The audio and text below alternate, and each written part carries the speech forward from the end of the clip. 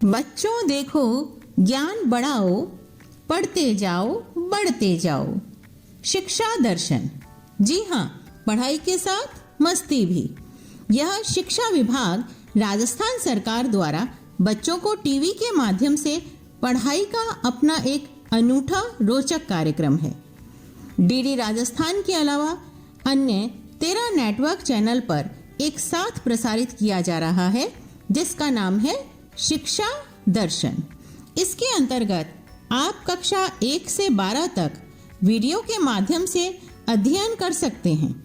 इस कार्यक्रम से आपको घर बैठे 5 दिन सभी विषयों की विषय वस्तु अत्यंत रोचक तरीके से समझाई जाएगी तथा शनिवार को विभिन्न क्षेत्रों की जानकारी आपको दी जाएगी।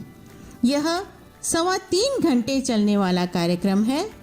राजस्थान राज्य शैक्षिक अनुसंधान एवं प्रशिक्षण परिषद उदयपुर के तत्वावधान में तैयार किया गया है। यह कार्यक्रम इस प्रकार रहेगा: कक्षा 9 से 10 दोपहर 12:30 से 1:30 बजे तक, कक्षा 11 से 12 1:30 बजे से 2:30 बजे तक व कक्षा 1 से 8 तक का कार्यक्रम 3 बजे से 4:15 तक रहेगा। नमस्कार बच्चों, राजस्थान सरकार के शिक्षा दर्शन कार्यक्रम में आप सभी का स्वागत है। आशा है आपको ये कार्यक्रम बहुत अच्छा लग रहा होगा, क्योंकि वीडियो के माध्यम से जब भी हम पढ़ते हैं तो हमको अधिक समझ में आता है। तो बच्चों, आज हम कक्षा 9 व 10 के लिए गणित विषय, सामाजिक विज्ञान विषय और विज्ञान विषय लेकर के आए हैं। तो चलिए देखते हैं हम कक्षा 9 की गणित में क्या पढ़ेंगे। आज हम कक्षा 9 की गणित में पढ़ेंगे न्यूक्लियड ज्यामिति का सामान्य परिचय भाग 1 और न्यूक्लियड ज्यामिति का परिचय, इस पर आधारित प्रश्नोत्तर को भी हल करेंगे। भाग 2 न्यूक्लियड ज्यामिति का परिचय, इस पर आधारित कुछ अभिग्रहित प्रश्नों को हल करेंगे। और बच्चों, कक्षा 9 की सामाजिक विज्ञान में आज हम पढ़ेंगे लोकतंत्र क्या, लोकतंत्र क्यों। इसके बाद कक्षा 10 में हम विज्ञान विषय में अम्ल, क्षार एवं लवण भाग 3 का अध्ययन करेंगे और उसके बाद अम्ल, क्षार एवं लवण भाग 4 का अध्ययन करेंगे और इससे संबंधित प्रश्नों को भी जानेंगे। बच्चों, कक्षा 10 में सामाजिक विज्ञान विषय में आज हम पढ़ेंगे खनिज और ऊर्जा संसाधन भाग 2, खनिज और ऊर्जा संसाधन भाग 3। तो बच्चों, आप अपनी कॉपी और पेन लेकर के आ गए होंगे, जिससे आप अवश्य नोट्स बना सके और उसके बाद आप जब भी मन करे पढ़ सके उनको। तो आइए शुरू करते हैं पाठ। नमस्कार दोस्तों, आज हम कक्षा 9वीं की गणित का पाठ 5 पढ़ने वाले हैं, जिसका नाम है यूक्लिड की ज्यामिति का परिचय। इस पाठ को हमने 2 भाग में बांटा है। आज हम यूक्लिड की ज्यामिति का परिचय का भाग 1 पढ़ने वाले हैं। आज की इस वीडियो में हम पढ़ेंगे परिचय और यूक्लिड की परिभाषाएं। तो चलिए आगे बढ़ते हैं और शुरू करते हैं हम हमारा आज का भाग। ज्यामिति यूनानी भाषा के 2 शब्दों से मिलकर बना है, जियो और मिथ्रिन। जियो का अर्थ होता है पृथ्वी और मिथ्रिन का अर्थ होता है मापना, यानी ज्यामिति का अर्थ हुआ पृथ्वी को मापना। इससे हमें यह प्रतीत होता है कि ज्यामिति का उद्गम भूमि मापने की आवश्यकता के कारण हुआ है। गणित की इस शाखा का अध्ययन विभिन्न रूपों में प्रत्येक प्राचीन सभ्यताओं द्वारा किया गया, चाहे वो चीन हो, भारत हो, यूनान हो इत्यादि। इन सभ्यताओं के लोगों को अनेक व्यवहारिक समस्याओं का सामना करना पड़ा, जिनमें ज्यामिति के विकास की विभिन्न प्रकार से आवश्यकता पड़ी। पर क्या ज्यामिति का अर्थ सिर्फ मापना होता है? नहीं, ज्यामिति का अर्थ कुछ कथनों को सिद्ध करना भी होता है, जिसके बारे में अभी आप जानेंगे। एक यूनानी गणितज्ञ थेल्स को यह श्रेय जाता है कि उन्होंने सबसे पहली ज्ञात उत्पत्ति प्रदान की। यह उत्पत्ति इस कथन की थी कि वृत्त का व्यास वृत्त को समद्विभाजित करता है। समद्विभाजित यानी कि दो बराबर भागों में विभाजित करता है, जैसा कि आप देख रहे हैं। यह हमारा वृत्त है जिसमें हमारा व्यास वृत्त को दो बराबर भागों में बांट रहा है। थेल्स के एक सबसे प्रसिद्ध शिष्य पाइथागोरस थे, जिनका नाम आपने अवश्य सुना होगा। पाइथागोरस और उनके साथियों ने अनेक ज्यामितीय गुणों की खोज की और ज्यामिति के सिद्धांतों का अत्यधिक विकास किया। यह प्रक्रिया 300 ईस्वी पूर्व तक जारी रही और उसी समय मिस्र के अलेक्जेंड्रिया में गणित के एक शिक्षक यूक्लिड ज्यामिति पर और उसके सिद्धांतों पर खोज कर रहे थे और ज्यामिति के गुणों की खोज के बाद हम यूक्लिड को ज्यामिति के पिता कहने लगे। यूक्लिड ने उस समय तक ज्ञात गणित के सभी ज्ञान को एकत्रित किया और एलिमेंट्स नामक अपनी प्रसिद्ध ग्रंथ के रूप में उसे व्यवस्थित किया। यूक्लिड का प्रसिद्ध ग्रंथ था एलिमेंट्स। उन्होंने एलिमेंट्स को 13 अध्यायों में विभाजित किया, जिनमें से प्रत्येक को पुस्तिका माना जाता है। इन पुस्तिकाओं ने समस्त विश्व की ज्यामिति संबंधी समझ को आने वाली पीढ़ियों तक प्रभावित किया। यूक्लिड के समय के यूनानी गणितज्ञों ने ज्यामिति को उस विश्व का एक सिद्धांतीय प्रतिमान सोचा जिनमें वो रहते थे, यानी कि बिंदु, रेखा या पृष्ठ इत्यादि की अवधारणाएं उन वस्तुओं से स्थापित की गई थी जो उनके आसपास थी। आकाश और उनके आसपास के ठोसों के अध्ययन के आधार पर एक ठोस वस्तु की सिद्धांतीय ज्यामितीय अवधारणा विकसित की गई। एक ठोस का आकार होता है, माप और स्थिति होती है तथा उसे एक स्थान से दूसरे स्थान तक ले जाया जा सकता है। इसकी परिसीमाएं पृष्ठ कहलाती हैं। पृष्ठ की परिसीमाएं वक्र या सीधी रेखाएं होती हैं। इन रेखाओं के सिरे बिंदु होते हैं। ठोस की 3 विमाएं होती हैं, पृष्ठ की 2 विमाएं होती हैं, एक रेखा की 1 विमा होती है और एक बिंदु की कोई विमा नहीं होती। यूक्लिड ने इन कथनों को संक्षिप्त रूप से परिभाषाओं के रूप में प्रस्तुत किया। उन्होंने इसका प्रारंभ एलिमेंट्स की पुस्तक 1 में 23 परिभाषाएं देकर किया। अब हम उनकी परिभाषाओं में से कुछ परिभाषाएं को देखेंगे। पहली परिभाषा है, एक बिंदु वह है जिसका कोई भाग नहीं होता। जैसा कि आप देख रहे होंगे स्क्रीन पर, ये एक बिंदु है जिसका कोई भी भाग नहीं है। दूसरी परिभाषा है, एक रेखा चौड़ाई रहित लंबाई होती है। ये एक रेखा है और इसकी कोई भी चौड़ाई नहीं है, सिर्फ लंबाई है। अगली परिभाषा है, एक रेखा के सिरे बिंदु होती है।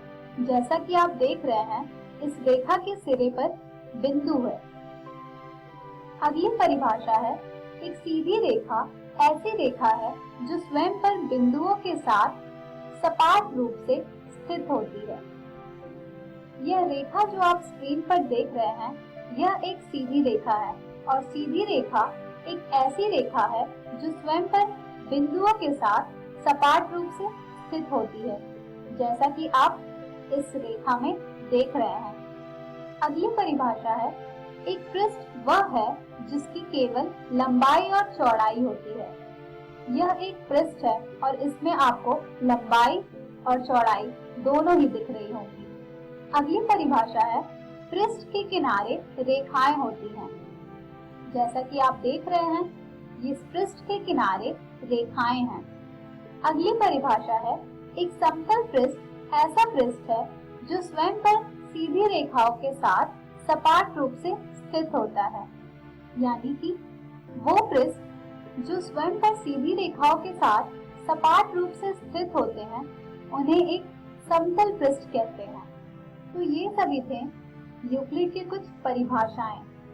अगर आप इन परिभाषाओं को ध्यान पूर्वक देखेंगे तो आपको मिलेगा कि इनमें कुछ पद ऐसे हैं जो स्पष्ट रूप से आगे और अधिक समझाने की आवश्यकता है।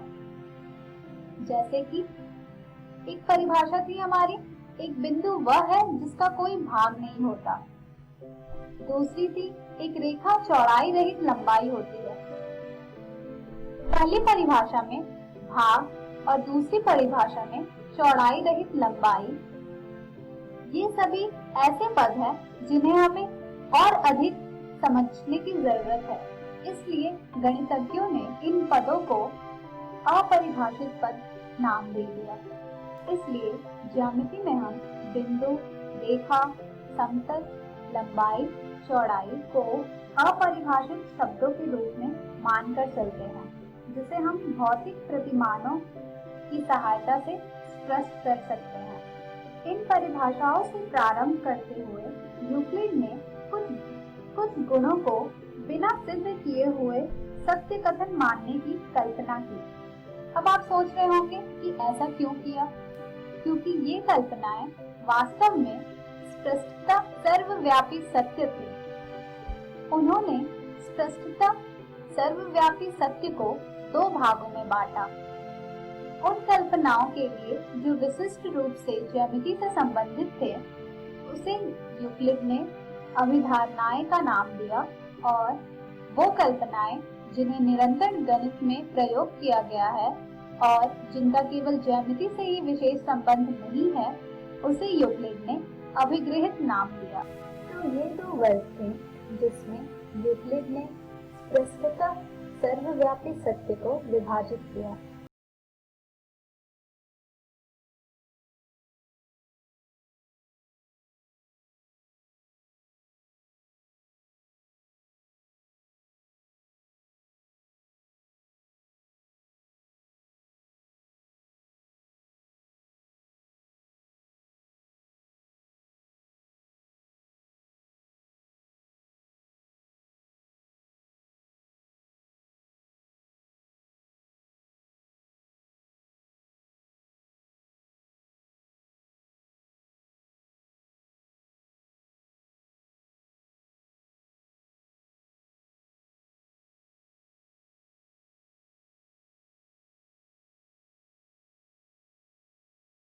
नमस्कार दोस्तों, आज हम यूक्लिड की ज्यामिति का परिचय का भाग 2 पढ़ने वाले हैं, जिसकी शुरुआत हम करेंगे यूक्लिड के कुछ अभिगृहित से। हमारी पहली अभिगृहित है, वे वस्तुएं जो एक ही वस्तु के बराबर हो एक दूसरे के बराबर होती है। चलिए एक उदाहरण से समझते हैं। मान लीजिए कि हमें x मिला है जो कि बराबर है 10 के, और y है हमारा, वो भी बराबर है 10 के। जब x और y दोनों ही 10 के बराबर हैं, तो हम यह कह सकते हैं कि x बराबर है y के। दूसरी अभिगृहित है, यदि बराबरों को बराबरों में जोड़ा जाए तो पूर्ण भी बराबर होते हैं। मान लीजिए कि x बराबर है y के। अगर हम 6 को दोनों तरफ से जोड़ेंगे तो हमें मिलेगा x जमा 6 बराबर y जमा 6। अब हम बढ़ते हैं तीसरे अभिगृहित की तरफ, जो कि है, यदि बराबरों को बराबरों में से घटाया जाए तो शेषफल भी बराबर होते हैं। चलिए एक उदाहरण देखते हैं। मान लीजिए कि हमने x और y दोनों ही एक संख्या ली, और उस एक संख्या में से हम 5 को दोनों तरफ से घटाते हैं, तो हमें प्राप्त होगा x घटा 5 बराबर y घटा 5। वे वस्तुएं जो परस्पर संपाती हो एक दूसरे के बराबर होते हैं।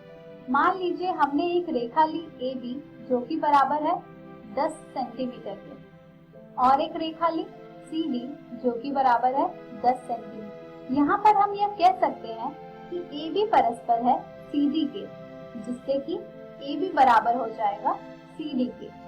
अगली अभिगृहित है हमारी, पूर्ण अपने भाग से बड़ा होता है। यहाँ पर हमने एक वृत्त लिया है और दूसरी तरफ हमने वृत्त को भागों में बांट दिया है। यहाँ अगर हम ध्यान से देखें तो हमें वृत्त के भाग पूरे वृत्त से छोटे मिलेंगे, यानी कि हमारा जो पूर्ण होगा वो अपने भाग से बड़ा होगा। अगली अभिवृत्त है हमारी, एक ही वस्तुओं के दुगने परस्पर बराबर होते हैं। चलिए एक उदाहरण देखते हैं। यदि x बराबर है 2a के और y बराबर है 2a के, तो हम यहाँ पर कह सकते हैं कि x बराबर है y के, क्योंकि x और y दोनों ही बराबर है 2a के। अगली अभिवृत्त है हमारी, एक ही वस्तुओं के आधे परस्पर बराबर होते हैं। चलिए एक उदाहरण देखते हैं। मान लीजिए कि x है हमारा 2/1 और y है हमारा 2/1, तो यहाँ पर हम यह कह सकते हैं कि x बराबर है y के, क्योंकि x और y दोनों ही बराबर हैं 2/1 के। अब हम बढ़ते हैं यूक्लिड की अभिधारणाएं की तरफ। पहली अभिधारणा है, एक बिंदु से एक अन्य बिंदु तक एक सीधी रेखा खींची जा सकती है। यानी कि यह अभिधारणा हमें यह बता रही है कि दो भिन्न बिंदुओं से होकर कम से कम एक रेखा अवश्य खींची जा सकती है। जैसे कि एक बिंदु है A और दूसरी बिंदु है B। इन दोनों बिंदु से हम एक रेखा खींच सकते हैं, परंतु इससे हमें यह ज्ञात नहीं होता ऐसी एक से अधिक सीधी रेखाएं नहीं हो सकती। परंतु अपने समस्त कार्यों में यूक्लिड ने बिना कुछ बताए यह बार बार कल्पना की है कि दो भिन्न बिंदुओं से एक अद्वितीय रेखा ही खींची जा सकती है। हम इस परिणाम को एक अभिकृत के रूप में देखेंगे, जो कि कुछ इस प्रकार है। दिए हुए दो भिन्न बिंदुओं से होकर एक अद्वितीय रेखा खींची जा सकती है। मान लीजिए हमने एक बिंदु लिया P और दूसरा बिंदु लिया है Q। जब हम इन दो बिंदुओं से रेखा खींचेंगे तो हमें केवल एक ऐसी रेखा मिलेगी जो दोनों भिन्न बिंदुओं से होकर जा रही होगी, और वह रेखा एक अद्वितीय रेखा होगी। अब हम बढ़ते हैं हमारी अगली अभिधारणा की तरफ, जो कि है एक शांत रेखा को अनिश्चित रूप से बढ़ाया जा सकता है। जिसे आजकल हम रेखाखंड कहते हैं, उसे यूक्लिड ने शांत रेखा कहा था। मान लीजिए हमने एक रेखाखंड लिया AB। इस रेखाखंड को दोनों ओर से विस्तृत करके हम एक रेखा बना सकते हैं, जैसा कि आप देख रहे हैं। अगली अभिधारणा है हमारी, किसी को केंद्र मानकर और किसी त्रिज्या से एक वृत्त खींचा जा सकता है। यानी कि हम किसी को केंद्र मानकर और किसी त्रिज्या से एक वृत्त खींच सकते हैं, जैसा कि आप यहाँ पर देख रहे हैं। यहाँ पर हमारी त्रिज्या है 5 सेंटीमीटर की, जिससे हमने एक वृत्त बनाया है। अगली अभिधारणा है हमारी, सभी समकोण एक दूसरे के बराबर होते हैं। मान लीजिए कि एक त्रिभुज ABC में कोण B बराबर है 90 डिग्री के और एक त्रिभुज LMN में कोण M बराबर है 90 डिग्री के। यहाँ पर हम कह सकते हैं कि कोण B बराबर है कोण M के, क्योंकि कोण B और कोण M दोनों ही बराबर हैं 90 डिग्री के। अब हम बढ़ते हैं हमारी अगली अभिधारणा की तरफ, जो कि है, यदि एक सीधी रेखा दो सीधी रेखाओं पर गिरकर अपने एक ही ओर दो अंतःकोण इस प्रकार बनाए कि इन दोनों कोणों का योग मिलकर दो समकोणों से कम हो, तो वे दोनों सीधी रेखाएं अनिश्चित रूप से बढ़ाए जाने पर उसी ओर मिलती हैं जिस ओर यह योग दो समकोणों से कम होता है। चलिए आकृति के माध्यम से समझते हैं। इस आकृति में आप देख रहे हैं कि एक सीधी रेखा दो सीधी रेखाओं पर गिरकर अपनी एक ही ओर दो अंतःकोण बना रही है। A और B अंतःकोण है, और जब हम इन दोनों कोणों का योग मिलाएंगे तो हमें यह दो समकोणों से कम मिलेंगे। और यदि हम इन दोनों सीधी रेखाओं को अनिश्चित रूप से बढ़ाएंगे तो हमें ये उसी ओर जाकर मिलती हुई नजर आएंगी जिस ओर यह योग दो समकोणों से कम होता है। अब हम बढ़ते हैं यूक्लिड की पांचवी अभिधारणा के समतुल्य रूपांतरण की तरफ, जो कि है प्रत्येक रेखा L और उस पर न स्थित प्रत्येक बिंदु P के लिए एक अद्वितीय रेखा M ऐसी रेखा है जो P से होकर जाती है और L के समांतर है। यहाँ पर L हमारी एक रेखा है जिस पर P स्थित नहीं है। जब P से रेखा होकर जाएगी तो केवल M एक ऐसी रेखा होगी जो P से होकर जा रही होगी और L के समांतर होगी। तो ये थी यूक्लिड की पांचवी अभिधारणा के समतुल्य रूपांतरण। आज के इस वीडियो में हमने सीखा यूक्लिड की अभिगृहित और अभिधारणाएं, यूक्लिड की पांचवी अभिधारणा के समतुल्य रूपांतरण। हम हमारी अगली वीडियो में पढ़ेंगे प्रैक्टिस क्वेश्चंस। हेलो दोस्तों, ये है आपके पाठ लोकतंत्र क्या और क्यों के प्रैक्टिस क्वेश्चंस। तो चलिए देखते हैं कि आपका पहला प्रश्न क्या है। पहला प्रश्न है, लोकतंत्र की विशेषताएं लिखिए। दोस्तों, जैसा कि हमने वीडियो में देखा था, लोकतंत्र एक ऐसी शासन व्यवस्था है जिसमें लोगों द्वारा चुने गए शासक ही सारे प्रमुख फैसले लेते हैं। चुनाव लोगों के लिए निष्पक्ष अवसर होना चाहिए, यानी कि जो भी चुनाव होते हैं वो स्वतंत्र होने चाहिए, निष्पक्ष होने चाहिए। लोगों के पास इतने विकल्प होने चाहिए कि वो मौजूदा शासक को बदल सके। जो भी पार्टियां चुनाव में हिस्सा लेती हैं, लोगों को उनमें से चुनने का पूरा अवसर देना चाहिए। ये विकल्प और अवसर सभी लोगों को समान रूप से उपलब्ध होने चाहिए। दोस्तों, जो भी ये अवसर हैं वो सभी लोगों को, चाहे वो पुरुष हो या स्त्री हो, चाहे वो किसी भी धर्म का हो, सबको समान रूप से मिलने चाहिए। चुनाव से बनी सरकार को संविधान द्वारा तय नियमों और कानूनों के दायरे में ही काम करना होता है। जो भी सरकार चुनावों द्वारा चुनी जाती है वे अपनी मनमानी से नहीं, बल्कि हमारे देश के संविधान के द्वारा तय किए गए नियमों और कानूनों के अंतर्गत ही काम करती है। दोस्तों, इन सभी बिंदुओं का इस्तेमाल करके आप अपने प्रश्न का उत्तर लिख सकते हैं। चलिए देखते हैं कि अगला प्रश्न क्या है। अगला प्रश्न है, लोकतंत्र के विपक्ष में तर्क कीजिए। तो चलिए देखते हैं इसके क्या बिंदु हैं। लोकतंत्र में नेता बदलते रहते हैं, इससे अस्थिरता पैदा होती है। दोस्तों, जैसे कि आप जानते हैं कि एक लोकतांत्रिक शासन में हर 5 साल बाद या फिर हर कुछ सालों बाद चुनाव होते हैं, जिससे नेता बदलते हैं। कुछ लोगों का ये मानना है कि इस तरह देश में अस्थिरता पैदा होती है। लोकतंत्र का मतलब सिर्फ राजनीतिक लड़ाई और सत्ता का खेल है। यहाँ नैतिकता की कोई जगह नहीं है। कुछ लोगों का ऐसा मानना है कि लोकतंत्र में जो चुनाव होते हैं उसमें केवल राजनीतिक पार्टियों के बीच लड़ाई और राजनेताओं को सत्ता की होड़ होती है। इससे लोकतंत्र में नैतिकता नहीं होती। लोकतंत्र व्यवस्था में इतने सारे लोगों से बहस करनी पड़ती है कि हर फैसले में देरी हो जाती है। दोस्तों, जैसा कि हमने पढ़ा था कि लोकतंत्र एक ऐसा शासन है जिसमें लोग ही अपने नेताओं को चुनते हैं।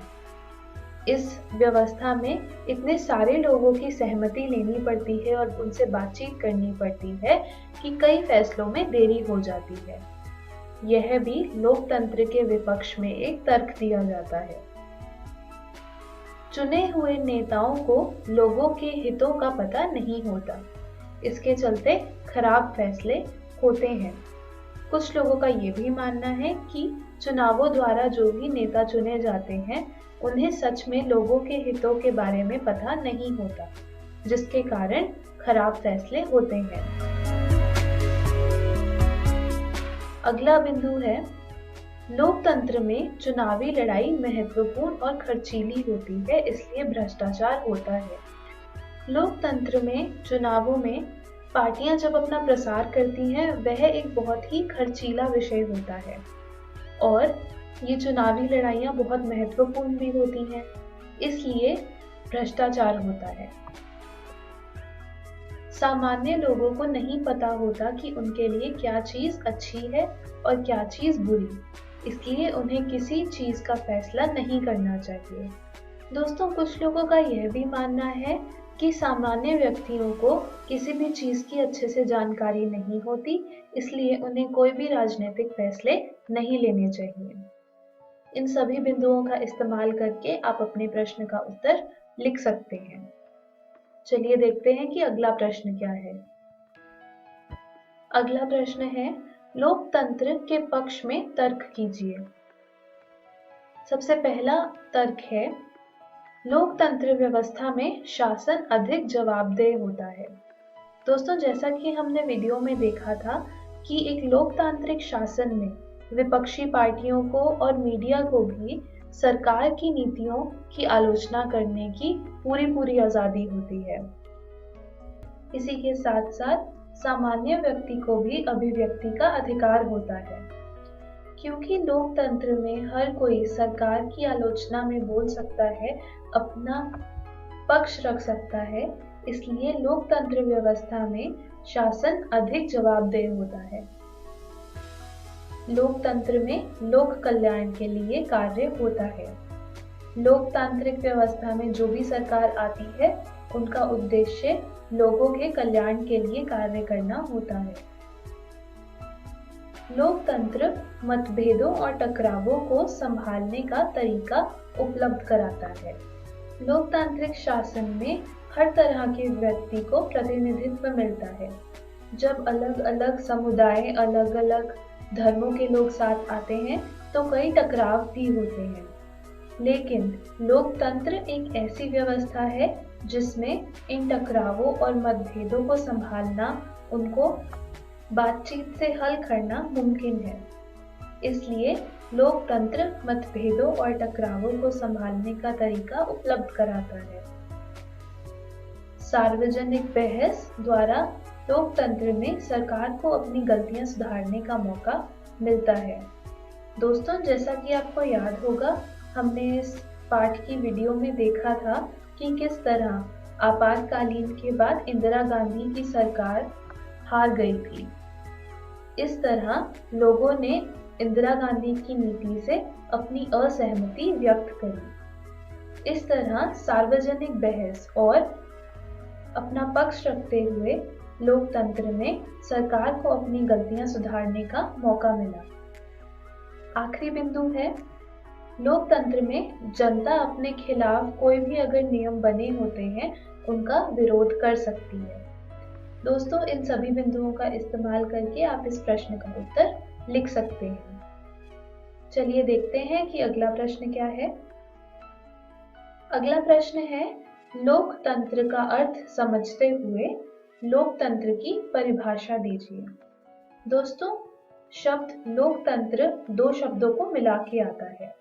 लोक का अर्थ है लोग और तंत्र का मतलब है शासन। इस तरह लोकतंत्र का अर्थ बनता है लोगों द्वारा किया जाने वाला शासन।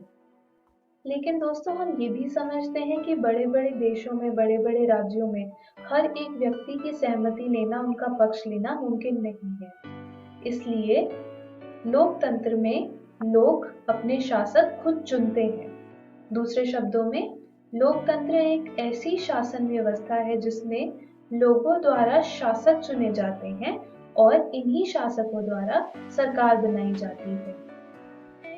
इब्राहम लिंकन ने कहा था कि लोकतंत्र एक ऐसी शासन व्यवस्था है जिसमें लोगों का लोगों के लिए और लोगों द्वारा शासन किया जाता है। इसे आप लोकतंत्र की परिभाषा के रूप में देख सकते हैं। इन सभी बिंदुओं का इस्तेमाल करके आप अपने प्रश्न का उत्तर लिख सकते हैं। मैं आशा करती हूँ कि आपको सब कुछ समझ आया होगा। धन्यवाद। नमस्कार दोस्तों, आज हम अम्ल, क्षारक एवं लवण का तीसरा भाग करेंगे। तो सबसे पहले ये जान लेते हैं कि क्या अम्ल केवल जलीय विलयन में ही आयन उत्पन्न करते हैं? तो इसके लिए हम एक क्रियाकलाप करते हैं। यहाँ पर हमने क्या किया कि हमने H2SO4 यानी कि सल्फ्यूरिक एसिड का एक विलयन लिया है, पर जब हम इस पे सूखा हुआ लिटमस डालते हैं तो उसका रंग परिवर्तित नहीं होता, परंतु अगर हम आर्द्र लिटमस पत्र डालते हैं तो रंग में परिवर्तन आ जाता है। तो इससे क्या पता चलता है? इससे हमें पता चलता है कि अम्ल केवल जलीय विलयन में ही आयन उत्पन्न करते हैं। हमें ये कैसे पता चला? आप ये तो जानते ही हैं कि अम्ल अपनी अम्लीय प्रकृति अपने आयन की वजह से ही दर्शाता है। अब अगर हम सूखा हुआ लिटमस पत्र डालते हैं और रंग में परिवर्तन नहीं आता, यानी कि वहां पर आयन उत्पन्न नहीं हुए हैं, इसी वजह से वहां कोई अम्लीय प्रकृति नहीं दर्शाई जा रही है। तो हमें इतना तो पता चल गया कि जल की अनुपस्थिति में HCl या फिर कोई सा भी अम्ल अपने आयन पृथक नहीं करता है या फिर नहीं कर सकता। तो HCl जब जल के साथ अभिक्रिया करता है तो क्या होता है? जब HCl जल के साथ अभिक्रिया करता है तो हाइड्रोनियम आयन और क्लोराइड आयन मिलते हैं। यहाँ पर आप देखेंगे कि H+ आयन की जगह H3O+ आयन लिखा गया है। ऐसा इसलिए क्योंकि जो H+ आयन है वो जल के साथ अभिक्रिया करके H3O+ आयन बना लेता है। दरअसल जो H+ आयन है वो अकेला नहीं रह सकता और इसलिए H+ आयन को हमेशा एक्वस या फिर हाइड्रोनियम आयन के रूप में ही दर्शाना चाहिए। अम्ल तो जल में घुलने के बाद H+ आयन देते हैं, तो क्षारक का क्या होता है? चलिए जानते हैं। पहले कुछ उदाहरण देख लेते हैं। NaOH को जब जल में घोला जाता है तो Na+ और OH- आयन मिलता है। वहीं जब KOH यानी कि पोटेशियम हाइड्रोक्साइड को जल में घोला जाता है तो K+ OH- आयन मिलता है। वहीं जब हम मैग्नीशियम हाइड्रोक्साइड को जल में घोलते हैं तो Mg+ और OH- आयन मिलता है। अब यहाँ तीनों ही स्थिति में OH- आयन मिल रहे हैं, तो हम ये कह सकते हैं कि जब क्षारक को जल में घोला जाता है तो वो हाइड्रोक्साइड आयन OH- आयन उत्पन्न करते हैं। परंतु क्या सभी क्षारक पानी में घुल जाते हैं?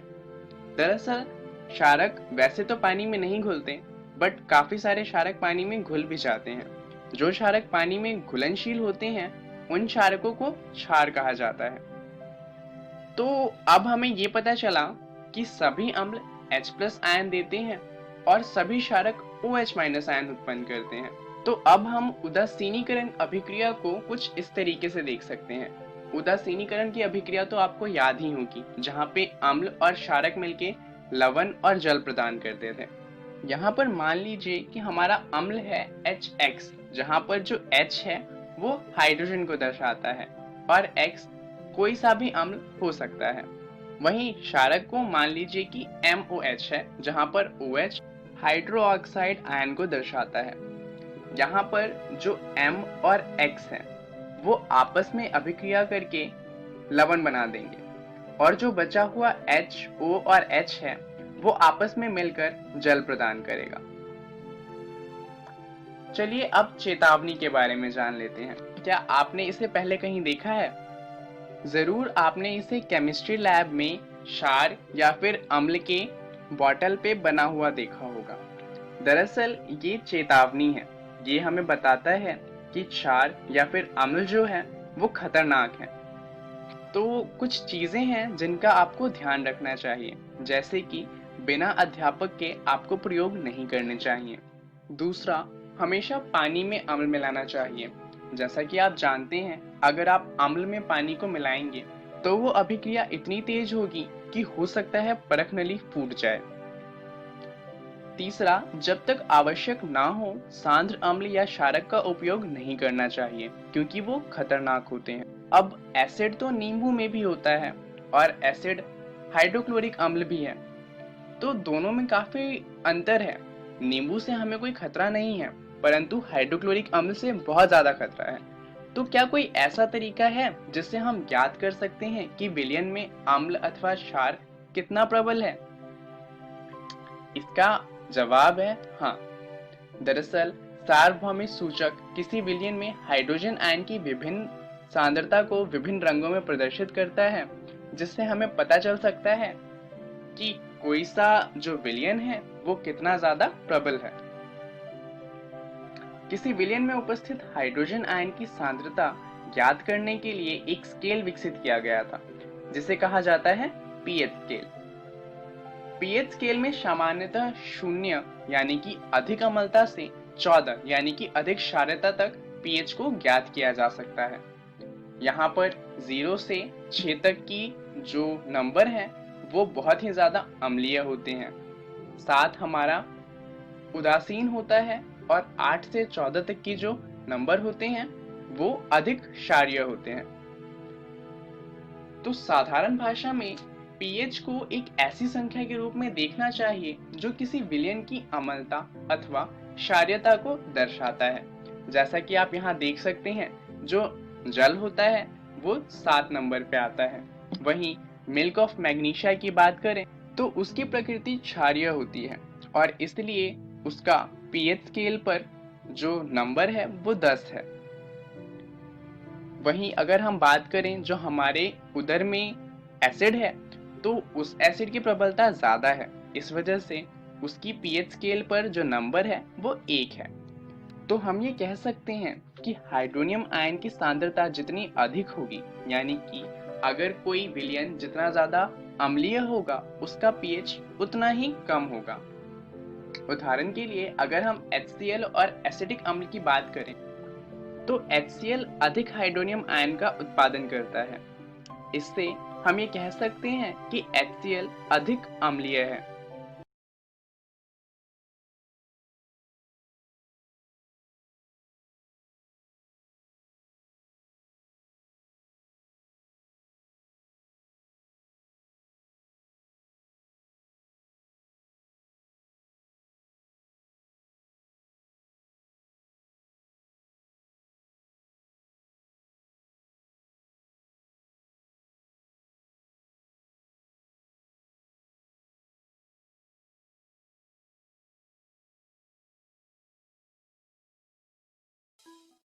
नमस्कार दोस्तों, आज हम अम्ल, क्षारक एवं लवण का चौथा भाग करेंगे। इस भाग में हम जानेंगे दैनिक जीवन में पीएच के महत्व के बारे में। तो चलिए शुरू करते हैं। कुछ सवाल हैं, जरा सोचिए, क्या पीएच सिर्फ हमें प्रभावित करता है? आपको क्या लगता है? क्या होगा अगर हमारे गैस्ट्रिक अम्ल का पीएच बढ़ जाता है जो हमारे उदर में होता है? या फिर क्या पदार्थों का पीएच केवल हमें प्रभावित करता है? आपको क्या लगता है? चलिए पता लगाते हैं। क्या पौधे एवं पशु पीएच के प्रति संवेदनशील होते हैं? तो इसका जवाब है हाँ। जीवित प्राणी केवल संकीर्ण पीएच परास यानी कि परिसर में ही जीवित रह सकते हैं। उदाहरण के लिए हम अपनी बात करें तो हमारा शरीर 7.0 से 7.8 पीएच परास के बीच कार्य करता है। अगर पीएच इससे ज्यादा या कम हो तो हमें परेशानियां होने लगती हैं। तो आखिर पीएच में बदलाव से क्या होगा? अगर पीएच में बहुत ज्यादा बदलाव आएगा तो जो पेड़ पौधे हैं वो खत्म हो जाएंगे और जो जीव हैं वो भी खत्म हो जाएंगे। तो चलिए जानते हैं समुद्री जानवरों पर पीएच का प्रभाव। वर्षा के जल का पीएच का मान अगर 5.6 से कम हो जाता है तो वह अम्लीय वर्षा कहलाती है। अब अम्लीय वर्षा के कारण होता क्या है? अम्लीय वर्षा के कारण जो नदी और तालाब होते हैं उनका पीएच भी बढ़ जाता है। अब जैसा कि हमने अभी बात करी थी कि जीवित प्राणी एक संकीर्ण परिसर में ही जीवित रह सकते हैं, तो अगर पीएच बदलता है तो उससे क्या होता है कि जो समुद्रों में जानवर रहते हैं या फिर नदी में जो जानवर रहते हैं यानी कि मछलियां और पेड़ पौधे जो नदी के अंदर हैं वो खत्म होना शुरू हो जाते हैं। चलिए ये तो एक सीरियस बात हुई। एक फन फैक्ट जानते हैं। क्या आपको पता है कि जो वीनस है यानी कि शुक्र उसका वायुमंडल सल्फ्यूरिक अम्ल के मोटे श्वेत एवं पीले बादलों से बना है। तो क्या आप सोच सकते हैं वहां पे बारिश किस चीज की होती होगी? जी हाँ, वहां पे सल्फ्यूरिक अम्ल की बारिश होती है। तो आपको क्या लगता है, इस ग्रह पर जीवन संभव है? चलिए इसे छोड़िए। आप जानते हैं कि आपके बगीचे की मिट्टी का पीएच क्या है? अच्छी उपज के लिए पौधों को एक विशिष्ट पीएच की आवश्यकता होती है। अगर पीएच उससे कम होगा या उससे ज्यादा होगा तो पौधों की उपज अच्छी नहीं होगी। जैसे उदाहरण के लिए आप इसे देखिए, यहाँ पर दाईं तरफ जो पौधा है वहां पे हम कह सकते हैं कि अत्यधिक अम्लीय मिट्टी होगी, इस वजह से उसकी उपज उतनी अच्छी नहीं हुई है। वहीं बाईं तरफ जो पौधा है वहां पर जो पौधे की उपज है वो अच्छी हुई है, तो हम कह सकते हैं कि वहां की मिट्टी का पीएच दाईं तरफ वाली जो मिट्टी थी उससे काफी अच्छा होगा। चलिए अब बात करें हमारे पाचन तंत्र के पीएच की। जैसा कि आप जानते हैं हमारा जो उदर है वो हाइड्रोक्लोरिक अम्ल बनाता है। अब ये जो अम्ल होता है, ये हाइड्रोक्लोरिक अम्ल हमारी उदर को हानि नहीं पहुंचाता, बल्कि हमारे भोजन के पाचन में सहायक होता है। परंतु कभी कभार क्या होता है कि उदर जरूरत से ज्यादा अम्ल बना लेता है और इससे परेशानी होती है। इससे क्या होता है कि दर्द होने लगता है और जलन होने लगती है। ऐसी स्थिति को कहा जाता है अपच की स्थिति। ऐसा तब होता है जब हम जरूरत से ज्यादा खाना खा लेते हैं। तो अपच की स्थिति से बचने का क्या तरीका है? अपच की स्थिति में दर्द से मुक्त होने के लिए हम एंटासिड जैसे क्षारकों का उपयोग करते हैं। अब हमारे पेट में एसिड बना है, तो हम अगर किसी क्षारक को लेंगे तो जो क्षारक है वो एसिड के प्रभाव को कम कर देगा। तो ऐसा ही एक क्षारक है मैग्नीशियम हाइड्रोक्साइड, जिसे हम मिल्क ऑफ मैग्नीशिया के नाम से भी जानते हैं। ये क्षारीय प्रकृति का होता है और इसलिए अपच की स्थिति में हमारी मदद करता है। चलिए अब जानते हैं पीएच परिवर्तन के कारण दंत क्षय के बारे में। ये तो आप जानते ही हैं कि कहा जाता है हमें दिन में 2 बार ब्रश करना चाहिए, पर ऐसा क्यों कहा जाता है? दरअसल मुंह के पीएच का मान 5.5 से कम होने पर दांतों का क्षय प्रारंभ हो जाता है। मुंह का पीएच बढ़ता है बैक्टीरिया की वजह से। बैक्टीरिया अम्ल बनाते हैं जिससे पीएच बढ़ जाता है। तो उसके लिए हम टूथपेस्ट का इस्तेमाल करते हैं। टूथपेस्ट क्षारकीय प्रकृति का होता है, तो इसके इस्तेमाल से जो हमारे मुंह का पीएच है वो कम हो जाता है, क्योंकि जो अम्ल है ये उसके साथ अभिक्रिया करके उसका प्रभाव कम कर देता है। चलिए दांतों की बात कर रहे हैं तो एक और बात जान लेते हैं। दांतों का इनेमल कैल्शियम फॉस्फेट से बना होता है। क्या आप जानते हैं ये हमारे शरीर का सबसे कठोर पदार्थ है, यानी कि जो हमारे दांत हैं वो हमारे शरीर के सबसे कठोर अंग होते हैं। चलिए अब जानते हैं पशुओं एवं पौधों द्वारा उत्पन्न रसायनों से आत्मरक्षा। क्या आपको कभी किसी मधुमक्खी ने डंक मारा है? दरअसल मधुमक्खी का डंक एक अम्ल छोड़ता है जिसकी वजह से जलन और दर्द होता है। यही कारण है कि हम मधुमक्खी के पास नहीं जाते। अगर मान लीजिए मधुमक्खी डंक नहीं मारती तो क्या आप मधुमक्खी से डरते? नहीं। इसीलिए ये अपनी रक्षा के लिए डंक का इस्तेमाल करते हैं। दरअसल क्योंकि ये अम्ल है तो दुर्बल क्षारकों के उपयोग से हमें आराम मिलता है, जैसे कि बेकिंग सोडा। सिर्फ जानवर ही इनका इस्तेमाल नहीं करते। एक पौधा भी है जिसे हम नेटल के नाम से जानते हैं। नेटल के डंक मारने वाले बाल मेथनोइक अम्ल छोड़ते हैं, जिसके कारण जलन वाला दर्द का अनुभव होता है। चलिए कुछ प्राकृतिक अम्ल की बात कर लेते हैं अब। क्या आप जानते हैं जो सिरका होता है उसके अंदर एसिटिक अम्ल होता है? जो टमाटर होता है उसके अंदर ऑक्सैलिक अम्ल होता है। वहीं अगर हम दूध की बात करें, दूध और दही के अंदर लैक्टिक अम्ल होता है और नींबू के अंदर सिट्रिक अम्ल होता है।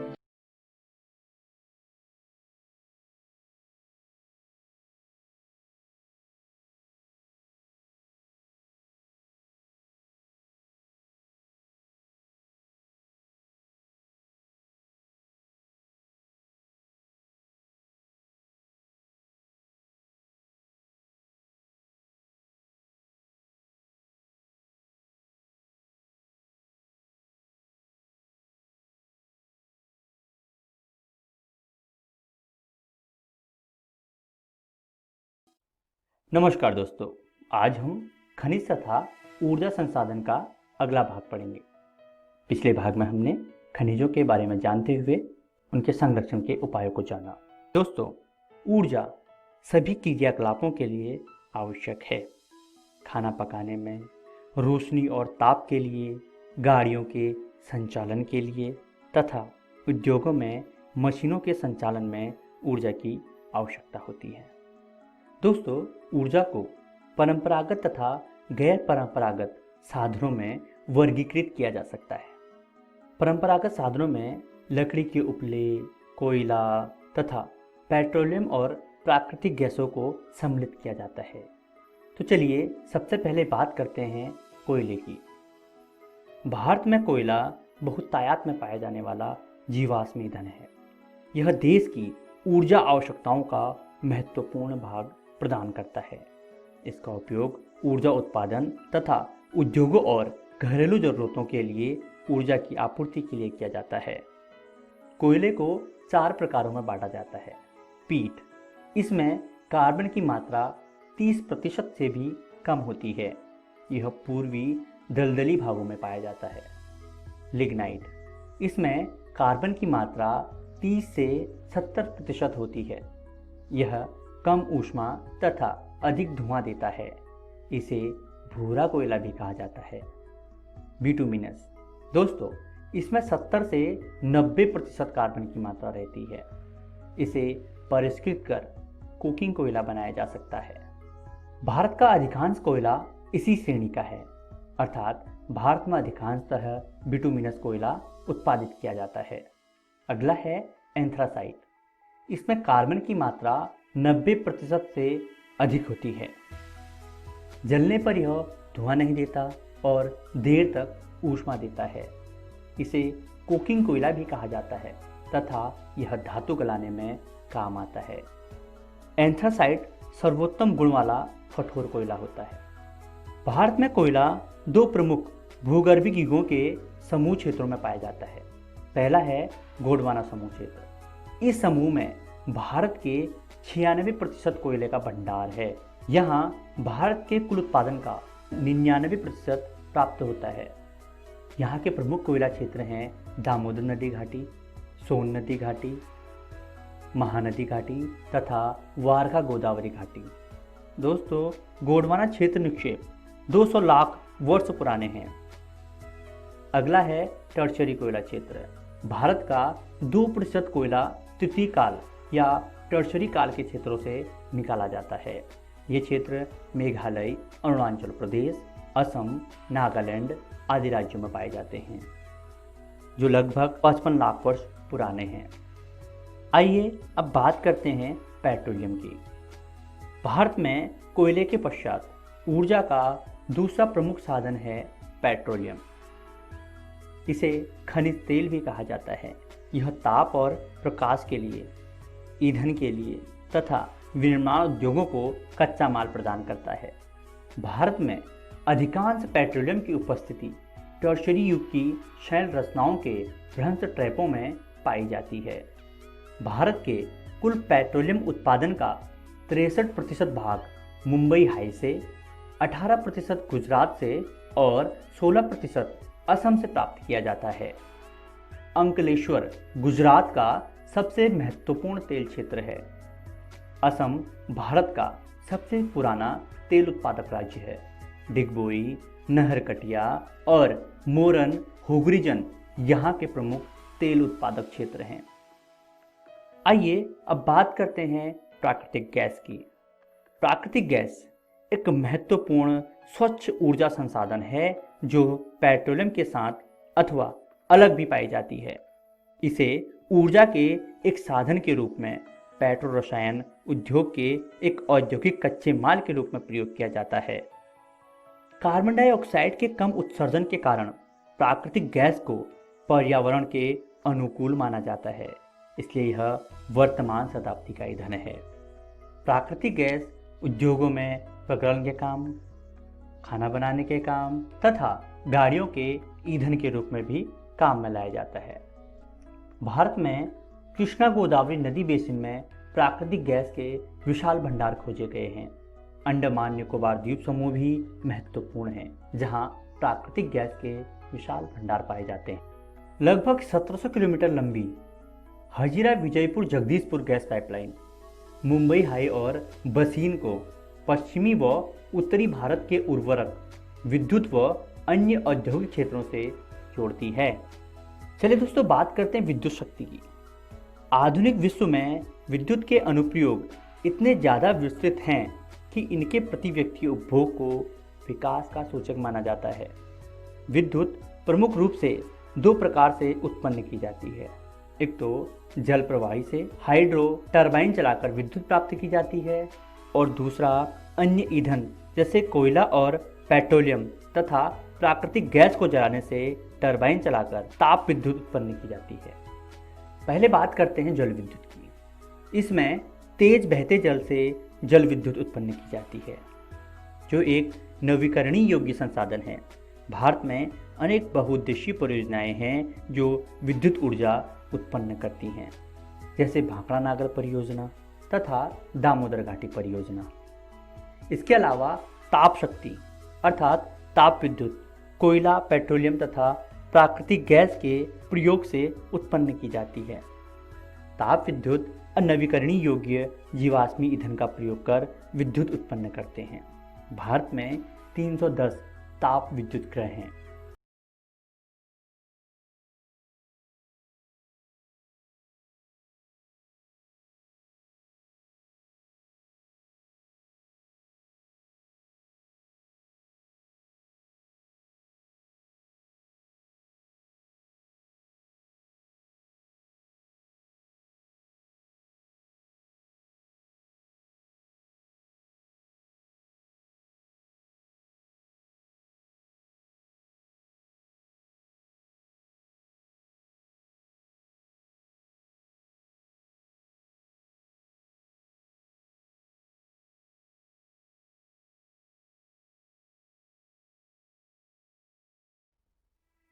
नमस्कार दोस्तों, आज हम खनिज तथा ऊर्जा संसाधन नामक अध्याय का अगला भाग अर्थात तीसरा भाग पढ़ने वाले हैं।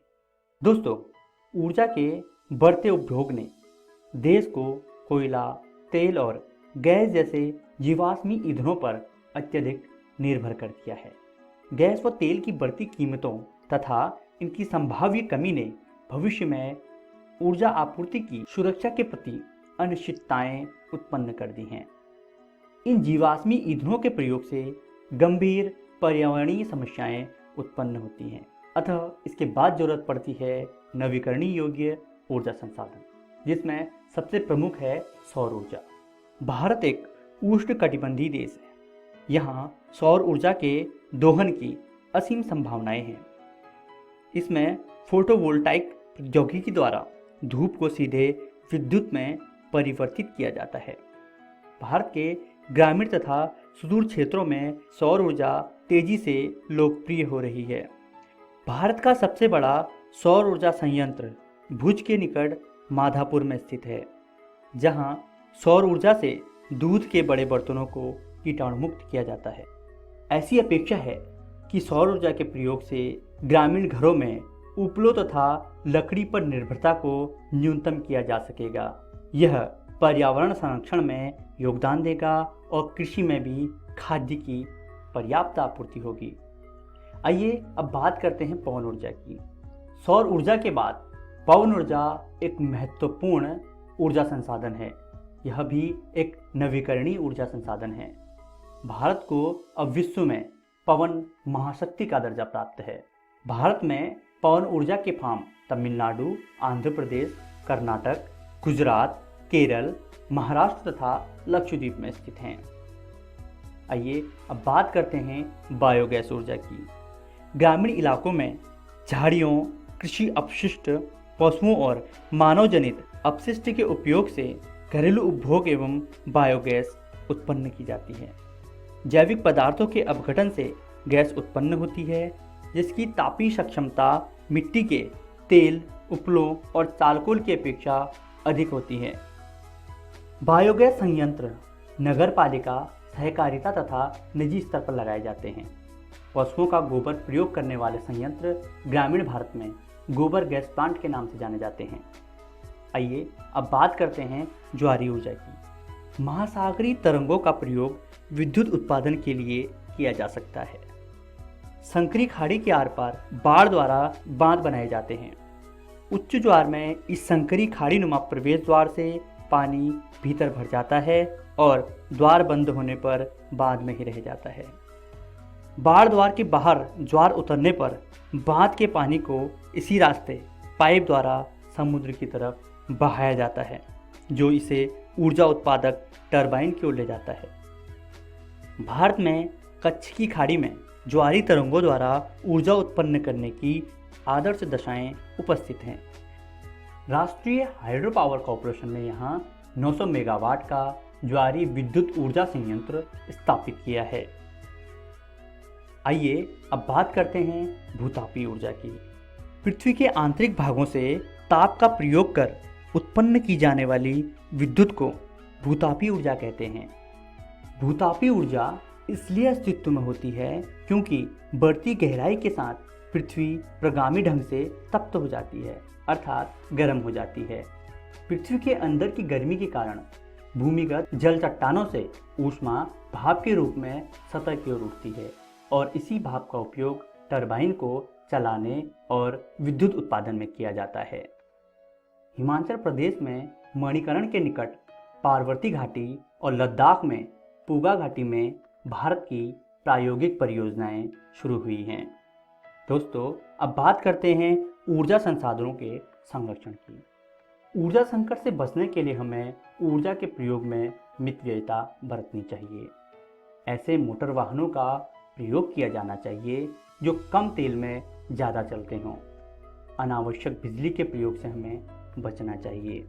हमें ऊर्जा के पारंपरिक स्रोतों के स्थान पर गैर पारंपरिक स्रोतों के विकल्प ढूंढने चाहिए।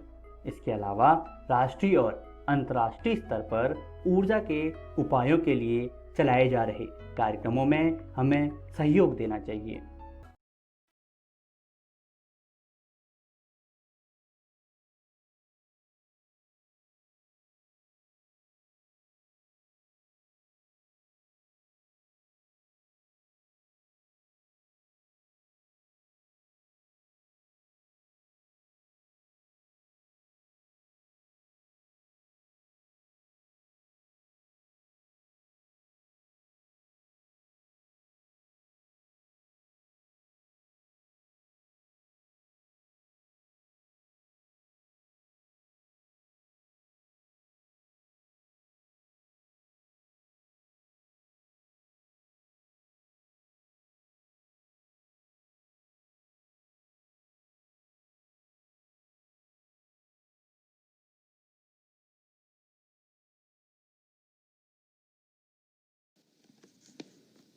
हेलो बच्चों, आशा है आज के सभी पाठ पढ़ने में आपको बहुत आनंद आया होगा। आज आपने 3 सब्जेक्ट के बारे में जानकारी ली। आज हमने कक्षा 9 व 10 में गणित, सामाजिक विज्ञान और विज्ञान विषय की जानकारी दी। तो चलिए एक बार पुनः देखते हैं कि आज हमने इन विषय में क्या क्या पढ़ा।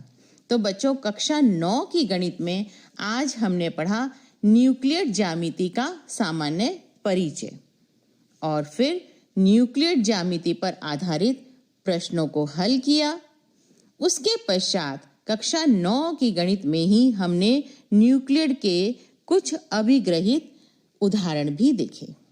बच्चों, कक्षा 9 की सामाजिक विज्ञान में आज हमने लोकतंत्र क्या, लोकतंत्र क्यों का अध्ययन किया और इसके बाद कक्षा 10 में हमने विज्ञान विषय में अम्ल, क्षारक एवं लवण भाग 3 का अध्ययन किया।